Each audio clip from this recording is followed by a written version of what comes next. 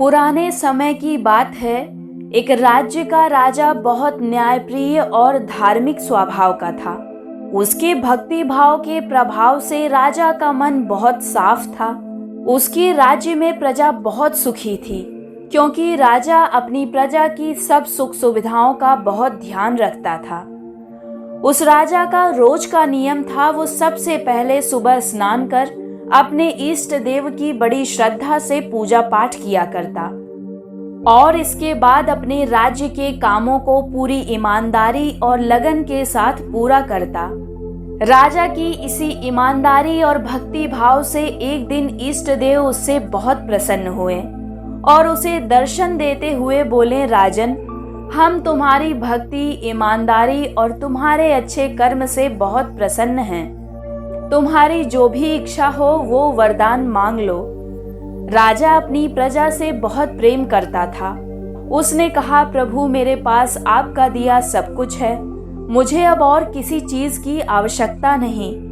आपकी कृपा से राज्य में सब प्रकार से सुख शांति है, मेरी प्रजा भी सुखी है। फिर भी यदि आप मुझे कुछ देना ही चाहते हैं तो मेरी एक इच्छा है, जैसे आपने मुझे दर्शन देकर धन्य किया, वैसे ही मेरी सारी प्रजा को भी दर्शन दीजिए। भगवान बोले, राजन, ये तो संभव नहीं है। राजा ने इसका कारण जानना चाहा, क्योंकि राजा को उसकी प्रजा अति प्रिय थी, इसलिए वो भगवान से बार बार जिद करने लगा। जब भगवान ने देखा कि राजा को समझाना बहुत ही मुश्किल है, तो उन्हें अपने साधक के सामने झुकना पड़ा। वे बोले, ठीक है, कल तुम अपनी सारी प्रजा को राज्य की दूर पहाड़ी के पास लाना, मैं पहाड़ी के ऊपर से दर्शन दूंगा।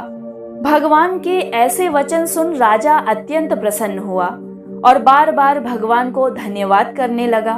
उसी दिन राजा ने अपने सारे राज्य में ये संदेशा पहुंचा दिया कि कल सभी मेरे साथ पहाड़ी के पास जाएंगे, वहां आप सब भगवान के दर्शन कर पाएंगे।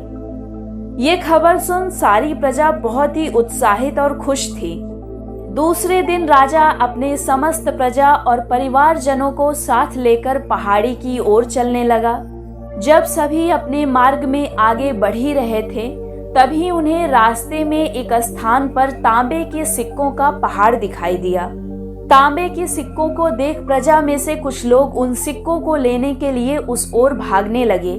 तभी ज्ञानी राजा ने सबको सतर्क किया कि उस ओर ध्यान न दें, क्योंकि तुम सब भगवान से मिलने जा रहे हो। इन तांबे के सिक्कों के लिए इतना सुनहरा मौका मत गंवाओ। परंतु लोभ और लालच में आकर कुछ एक प्रजा तांबे के सिक्कों वाली पहाड़ी की ओर चली गई और सिक्कों की गठरी बनाकर अपने घर की ओर चलने लगे। वे मन ही मन सोच रहे थे, पहले इन सिक्कों को तो समेट लें, भगवान से तो फिर कभी मिल लेंगे। राजा दुखी मन से अपनी बची हुई प्रजा के साथ आगे बढ़े। कुछ दूर चलने पर चांदी के सिक्कों का चमचमाता एक पहाड़ दिखाई दिया। उस चांदी के पहाड़ को देखकर इस बार भी बचे हुए प्रजा में से कुछ लोग उस ओर भागने लगे और चांदी के सिक्कों की गठरी बनाकर अपने घर की ओर चल पड़े। वे सभी सोच रहे थे कि भला ऐसा मौका फिर कभी मिले ना मिले। हाथ आए इतने अच्छे मौके को नहीं जाने देना चाहिए। चांदी के इतने सारे सिक्के फिर कहाँ मिलेंगे, भगवान तो फिर कभी मिल जाएंगे। उसी रास्ते पर कुछ दूर आगे चलने पर उन्हें एक सोने के सिक्कों का पहाड़ नजर आया। अब तो प्रजाजनों में बचे हुए सारे लोग और राजा के स्वजन भी उस पहाड़ की ओर चले गए। वे भी दूसरों की तरह सिक्कों की गठरी बनाकर अपने अपने घर की ओर चल पड़े।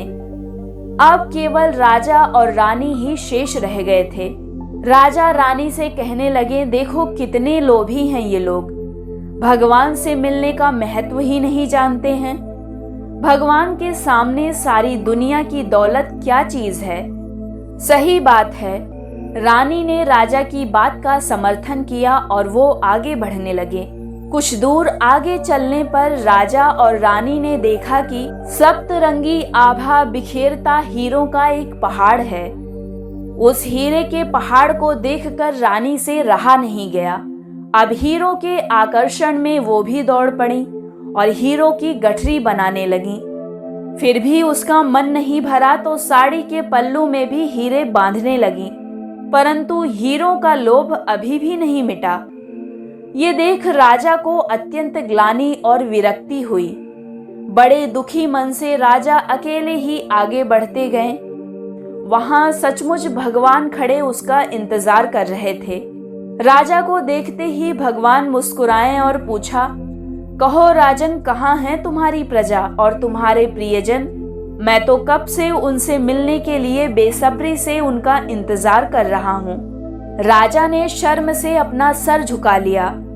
तब भगवान ने राजा को समझाया, राजन, जो लोग भौतिक और सांसारिक प्राप्ति को मुझसे अधिक महत्व देते हैं, उन्हें कदाचित मेरी प्राप्ति नहीं होती और वो मेरे स्नेह तथा आशीर्वाद से भी वंचित रह जाते हैं। ये कहानी अगर आपको अच्छी लगी हो तो चैनल को लाइक, शेयर और सब्सक्राइब कीजिए ताकि आने वाली कहानियों को आप सुन सकें।